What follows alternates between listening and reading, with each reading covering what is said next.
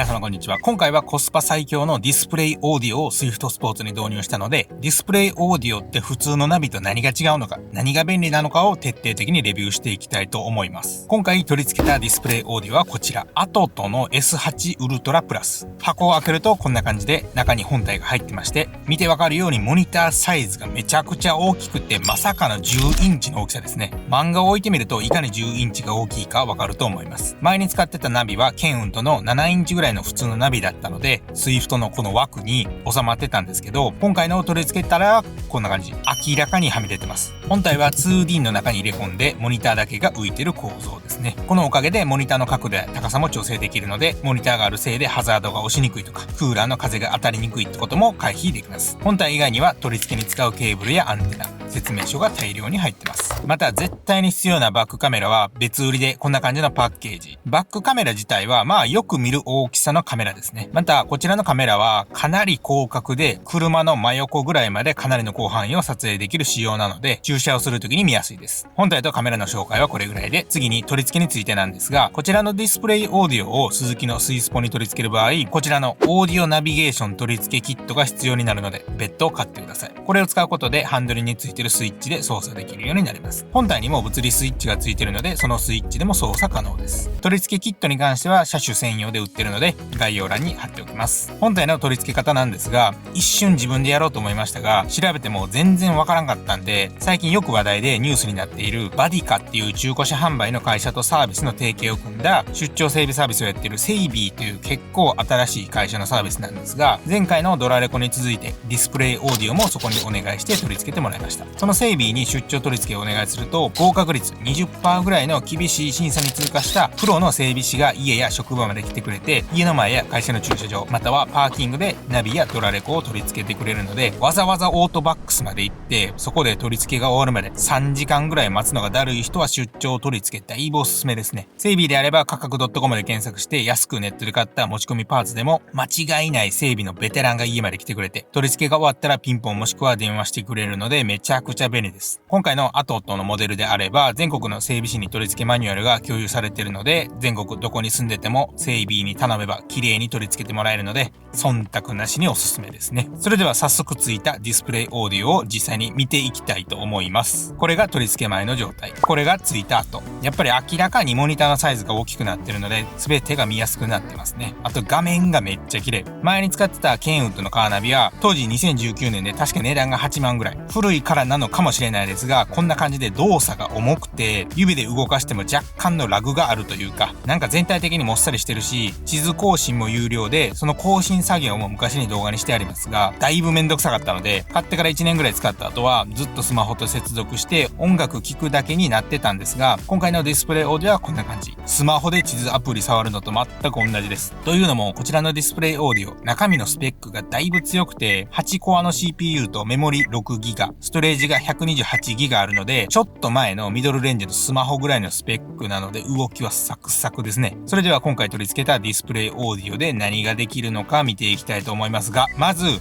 普通のナビとディスプレイオーディオの違いについて簡単に説明すると、ナビは GPS を使って目的地までナビゲーションしたり、FM、AM でラジオを聞いたり、ナビ本体とスマホを Bluetooth で接続してスマホの音楽を再生、繋いだスマホで電話するぐらいですが、今回取り付けたディスプレイオーディオはめっちゃ簡単に言うと、画面が大きいスマホです。なのでナビができることはもちろん、スマホでできることも全部できます。日本の大企業から出てるディスプレイオーディオはスマホと繋ぐこと前提になってまして、Android Auto や Apple CarPlay のような使えるアプリに制限があるシステムしか使えないのですが、今回のATOTO、まさかのスマホを接続しなくても本体に 4G のアンテナと Wi-Fi、さらに GPS がついてて SIM が刺さるので、楽天モバイルとかの格安 SIM 入れるか、スマホから Wi-Fi の電波を共有してあげるとディスプレイオーディオ単品で動きます。なのでシンプルに大きいスマホというかタブレットですね。これまでのスマホとつなぐこと前提のディスプレイオーディオでは YouTube とか Netflix は見れない仕様なので、スマホの画面をモニターに映すミラーリングでしか Netflix とか見れなかったのが、今回のディスプレイオーディオはそもそも画面が10インチのスマホなので YouTube を見たり Netflix、Amazon プライムビデオ、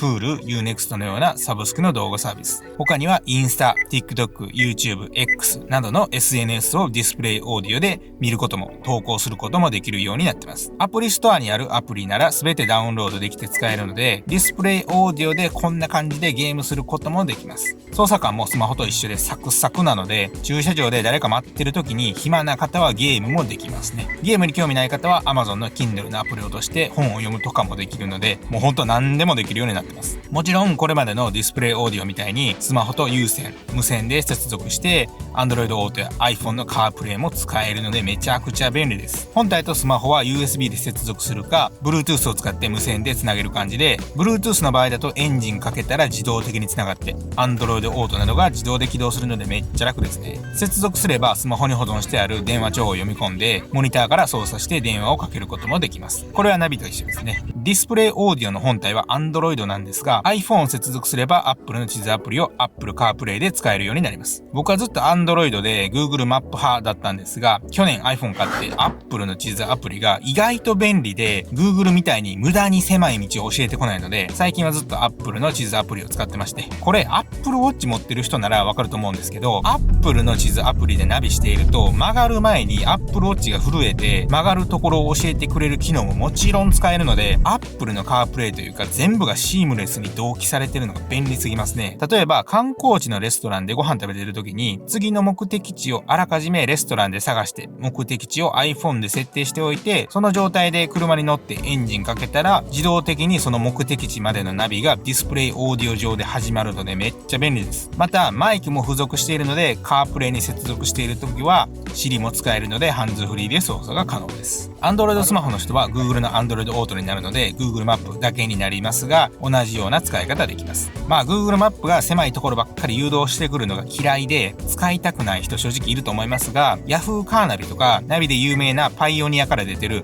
カーナビアプリのこっちなど、そういったアプリであれば従来のナビっぽい見た目なのでディスプレイオーディオが初めての方でも使いやすいかなと思います。僕は Apple の地図アプリ一択ですが、ぜひ自分に合ったナビアプリを探して使ってみてください。先ほどちょっと触れたマイクについてですが、 Amazon Music を起動している状態だと Alexa が使えますし、 Alexa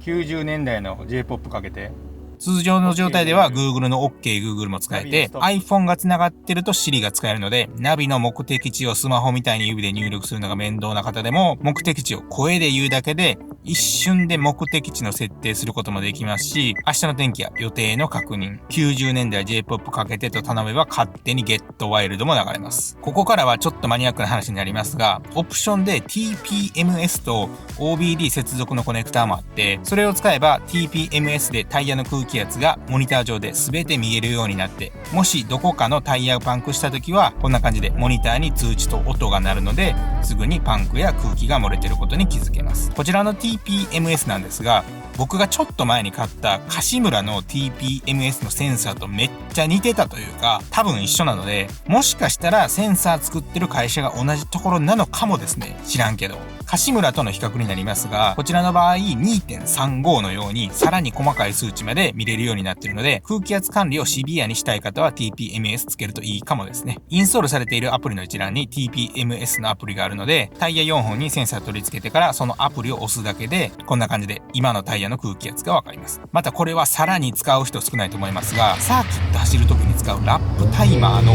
アプリをダウンロードすると、こんな感じでサーキットのタイムを自動的に計測することができます。こちらのディスプレイオーディオには GPS が付属しているので、それ使ってタイムの計測ができるようになっています。この前人生で初めてサーキット行った時に結構このアプリを入れてスマホでタイム測ってる人が多かったんですが、このディスプレイオーディオにアプリをダウンロードしておけば、スマホホルダーにスマホを固定する必要がなく、曲がる時の G やブレーキ踏んだ衝撃でスマホが飛んでいくことも物理的になくなるので、サーキット勢の方も満足できる仕様になってますね。なのでこの S8 ウルトラプラスさえあればスマホでできることが全部できて、スペックも十分でサクサク動くし、128GB のストレージもあるし SD カードもさせるので、家の Wi-Fi 使って事前に Netflix から動画を事前にダウンロードしておけば、スマホの通信量を気にせずに助手席の方や後部座席の子供どもが映画見れるので、長時間の移動でも退屈しない仕様ですね。アプリさえダウンロードすれば何でもできますし、あまり使う人いない気もしますが、バックカメラの映像をひたすらモニターに表示してくれる機能もあったりします。ほんとこれ自体が大きいスマホで、これまでのナビやったら絶対に無理なこと大体できるので、これからナビ買う予定の方はぜひディスプレイオーディオを検討してみてください。今回取り付けてからまだ1ヶ月も経ってないので不具合とかはないですが、Amazon のレビュー見てると初期不良があってサポートに問い合わせたら新しいのが速攻で送られてきたとか、海外メーカーなのにサポートが丁寧ってレビューが多かったので、もし今後なんか不具合起きたらサポートに連絡して不具合箇所をまとめた動画をまた撮影しようと思います。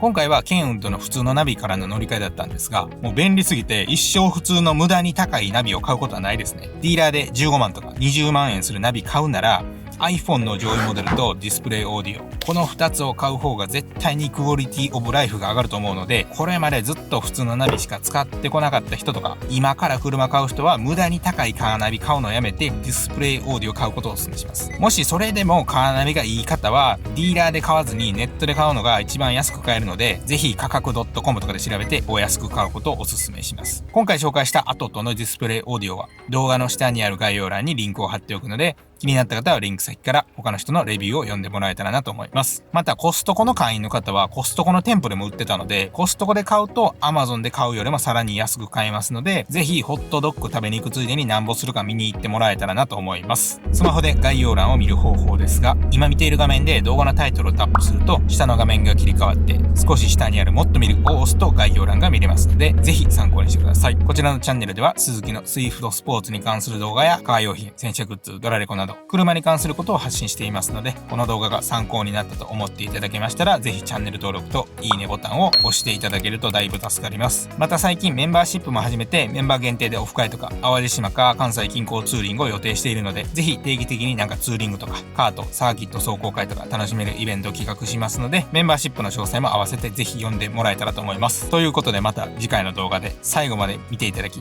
ありがとうございました。